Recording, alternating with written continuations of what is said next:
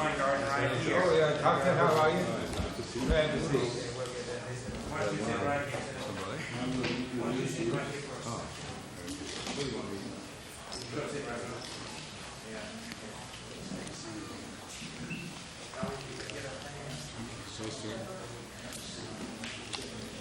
Now that the chairman is here, we can start.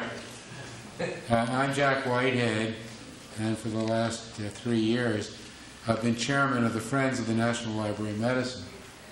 And on behalf of the Friends, I want to thank you for coming. This afternoon, we're taking an exciting step forward in the field of biotechnology research.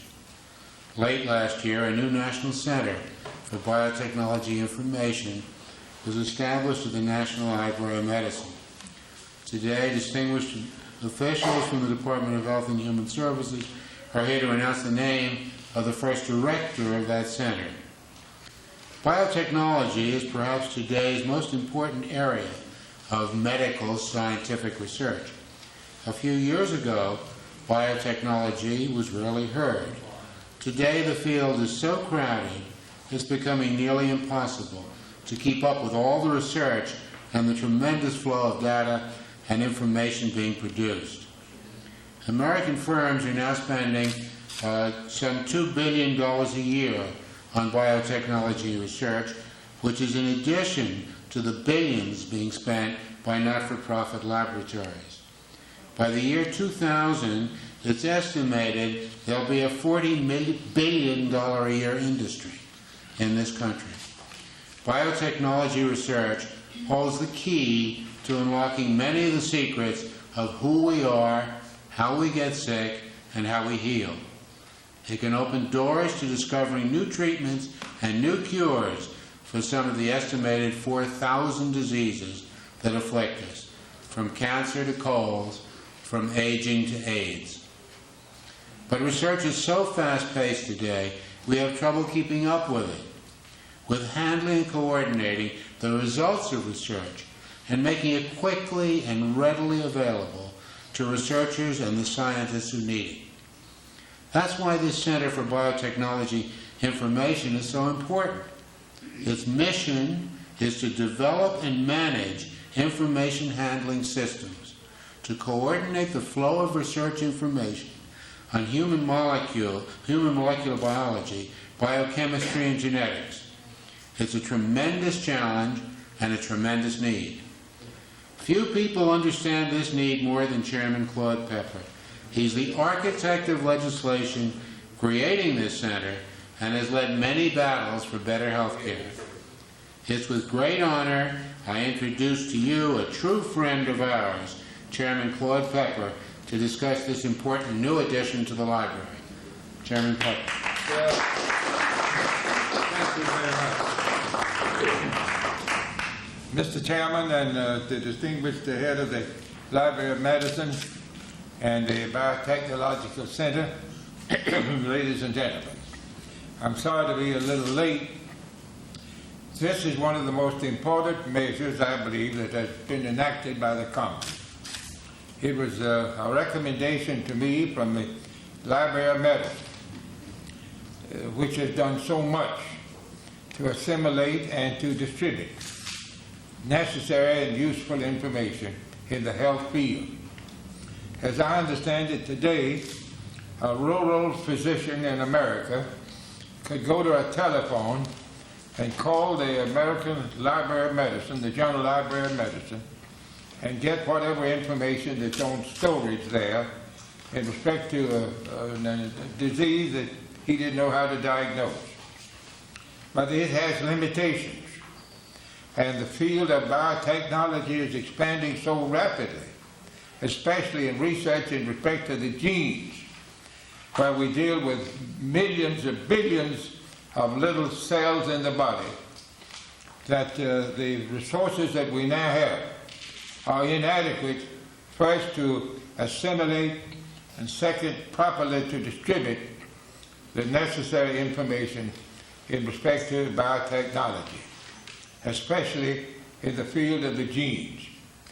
I regard that as one of the most productive and promising areas of research in our nation today.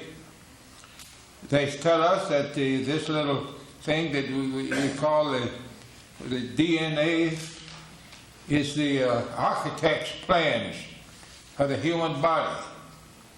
And just as the building is the reflection of the architect's plans, we are the reflection of the state of those DNA things. And if some gene gets out of place, or somehow or other out of orbit, or out of function or propriety, it may cause all measure of disease and difficulty in the human body. They envisage that we may learn enough in time. For example, the two cases that have been given by the Library of Medicine, a lady almost from her youth has been emaciated, beset by this, the deterioration in her body of constant pneumonia. But with the hope that we have, someday they may be able to plant a healthy gene in the bone marrow of that lady. She will immediately cease to be a victim of pneumonia and emaciation and become a normal, healthy human being. Another case they envisage is a young man with lymph cancer. But by inserting a healthy gene into that man's body, they hope they may be able immediately to arrest that cancer. Just think, 400,000 people a year, one of them was my beloved wife Mildred, are victims of that monster cancer. This may be the way we'll find the cause and cure of that terrible killer, and maybe others of similar destructiveness to our population. But if I'm a researcher and I want to know about a particular area of research and what's been done already in that field, there's nowhere now I can find that information, because there are no facilities to acquire it and to assimilate it and to distribute it. So what we have done by this bill is to set up in the General Library of Medicine new computer system that would be adequate to accomplish this high purpose, to assimilate all the research that's been going on, however voluminous it may be, and to have that research available to all those who need it and want to use it in trying further to develop the science of biotechnology. So I regard this as one of the monumental achievements of the Congress and the country. And I think it has immeasurable hope and incalculable consequence for our future. So I'm very proud that I've been the instrument. The initiative didn't come from me, it came from that great institution, the National Library of Medicine. They told me about it, I thought it was a great idea, and I was proud to introduce and try to secure the passage of the bill. So I want to compliment the National Library of Medicine and the chairman of it here, and Francis Humphrey Howard, who's been working with us on this matter, all of them who are involved in this enterprise. I'm very grateful to have had a part in it, and I hope and pray that it's going to realize the dreams that many of us have cherished for a long, long time, of being able to prolong the lives and promote the health and happiness of the human beings. We had a case down in Florida the other day that disturbed me very much. A lady, a widow with 3 children, went to our Jackson Memorial Hospital 14 times, tried to get an examination of her breast, where she suspected that maybe she had cancer coming. She couldn't get any attention or any care. The 14th time, some assistant finally examined her. Yes, you do have cancer, but she died in 3 weeks. That surely is not America. That might be some backward country in the world, but surely that's not America.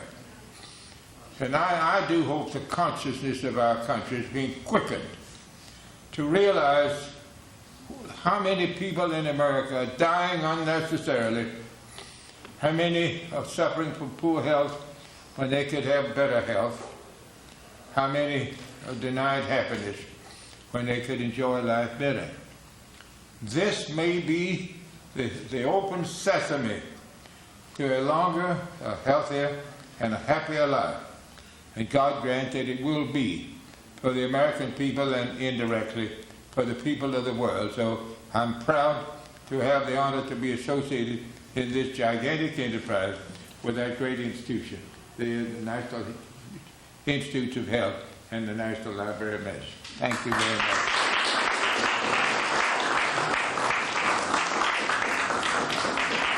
Thank you, Chairman Pepper. I think on behalf of the library, or certainly the Friends of the Library, we all owe you a great debt, and we wouldn't be here if it weren't for you.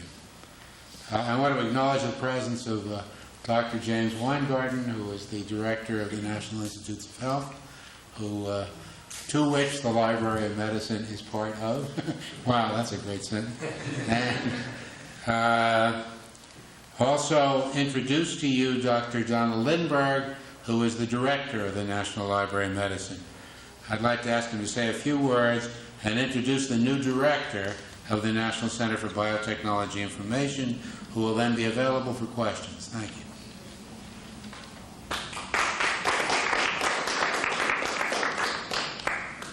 Senator Pepper, Dr. Weingarten, Mr. Whitehead, ladies and gentlemen. It's a pleasure to be with you, and Mr. Whitehead said a few words, and I'll stick to that. The investigation of the workings of the human hereditary system is certainly the most exciting scientific enterprise of the century, and it's a proud thing for the National Library of Medicine to be the information repository for the results that will come from that research, because I think they, as Mr. Pepper suggested, will help us all. It is logical that it do it because he and the rest of Congress has wisely put these results in the public domain, and it is our specialty to function very well because of the selection of David Lipman as the new director and his agreement to serve in that capacity. He's an outstanding investigator in the field to present to you, Dr. Lipman, and perhaps you'll wish to ask him how he's going to proceed.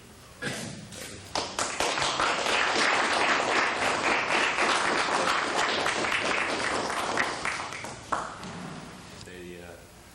They struck me. And if there's any questions. Is this center going to require vast upgrading or improvement in our current computer knowledge to get the job done, and how much is it going to cost? Well, let me stick with the first part for now.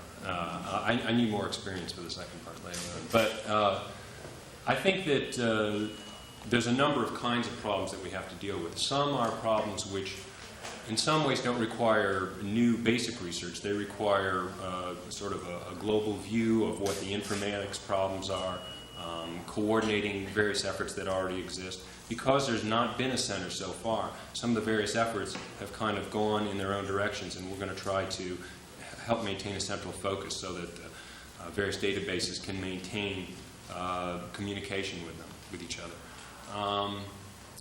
Other problems, however, will require, I think, real basic research, biological research, new algorithms, new insights into what is the language of DNA. I mean, we know how DNA codes for proteins, but when people talk about if you have an amino acid sequence, what does that tell you about the structure and function of the protein? I think that we can contribute in that area by doing basic research in sequence structure problems and so forth. So when you talked about vast upgrading, I got the sense of hardware problems. Yeah, that's what I mean. If there's like a computer, is it going to be new hardware, new software? Is this technology out there? Or is this something you're going to have to invent? I think that right now, the hardware is actually improving at such an incredible rate that several years ago people talked about, geez, we're going to need special computers for searching databases and so forth. But just in the time that I've been involved in the field, we found that the opposite has happened. Computers have gotten, the price performance in computers has increased faster than the databases have. Now, with a new human genome effort, I think that's going to change, and we're going to see a tremendous increase in the amount of information. And there will be the need for new hardware, new computer technologies. But one of the real focuses in the center is a brain drain. And we are going to try to bring to the Library of Medicine experts in a variety of areas and achieve a critical mass of brainware that we can focus on problems and come up with solutions which don't necessarily mean, more computers. But I do think that with time there will be a need for upgrading the kind of facilities that are available. How do you plan to address the issues of conflicting standards and software in the existing genome databases in Europe, for example? Well, that is a problem. There are a few things that are happening that I think will help to change that. One is that with the Human Genome Project, I think there's a realization by all the existing databases that things are going to have to change, that these are no longer little private research projects, but that cooperation has to become the rule and not the exception. I think that Dr. Watson, who has been obviously worrying about these problems as well, is hoping to develop a very close tie with the center. And I think that the combination of the Human Genome Office and this National Biotech Center at the library will be able to instill a little more respect for standards, because NIH to some extent will be speaking with one voice on some of these issues. Have you chosen an advisory board yet? And if so, who's going to be on it? If you want to make a statement of it. But there's, Have you chosen an advisory board yet? And if so, who's going to be on it? Well, Dr. Weingarten might want to answer the question, because he arranged a consulting group before Dr. Watson came. There is a National Genome Advisory Council committee, and it was decided by the group in Reston and then subsequently by the committee itself that we would like to stay with that body. We'd like to establish a subcommittee of that committee and be advised by them. And so that's the manner in which we're working right at the moment. The members of that subcommittee are Botstein from Genentech, Jaime Carbonell from Carnegie Mellon, and Pearson from DuPont. They have the ability to add additional members, but at the moment that is the group which will be overseeing the information component of the genome project.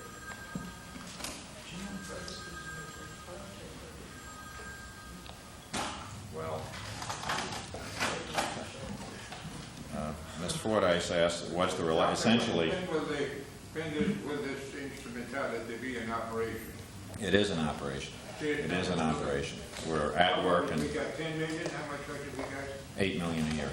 Yeah, 8 out of 10. But that's a plenty good start, and we're working hard. Ms. Fordyce asked about the relationship of the Human Genome Project with biotechnology, and I suppose that the latter term is the broader one, since it includes both industrial and plant applications and drug production and so forth, whereas the Human Genome Project just wants to know the heredity of the human being. But in fact, that is very much informed by the knowledge from lower forms and other animal forms, so that it would be perhaps the first really big step in biotechnology would be the Human Genome Project.